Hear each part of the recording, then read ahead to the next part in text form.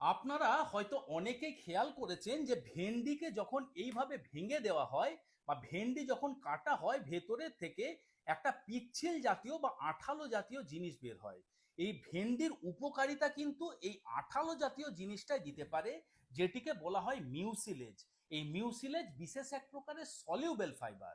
আমরা যখন ভেন্ডি খাচ্ছি তখন এই সলিউবেল ফাইবার আমাদের স্মল ইন্টেস্টাইনের মধ্যে কার্বোহাইড্রেট এবং কোলেস্টেরল অ্যাবজর্পশনের যে সমস্ত রিসেপ্টারগুলি রয়েছে তার মুখগুলিকে গিয়ে ব্লক করে দেয়। তার ফলে একজন ডায়াবেটিক পেশেন্টের যখন আপনার কার্বোহাইড্রেটের অ্যাবজর্পশন কমে যাবে, তার রক্তে কিন্তু সুগারের মাত্রা নিয়ন্ত্রণে থাকবে।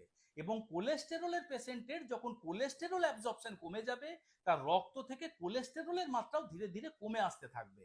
তাই ডায়াবেটিক পেশেন্ট এবং কোলেস্টেরল পেশেন্টদের জন্য এই সবজিটি কিন্তু বরদান সাবিত হতে পারে। তবে এই সবজি খাওয়ার ক্ষেত্রে আপনাদের মনে রাখতে হবে যে এই সবজিকে কিন্তু ভেজে খেলে চলবে না। আপনি যদি এর থেকে মেডিসিনাল বেনিফিটস বা হেলথ বেনিফিটস পেতে চাইছেন, তাহলে এই সবজিটিকে সেদ্ধ করে খেতে হবে।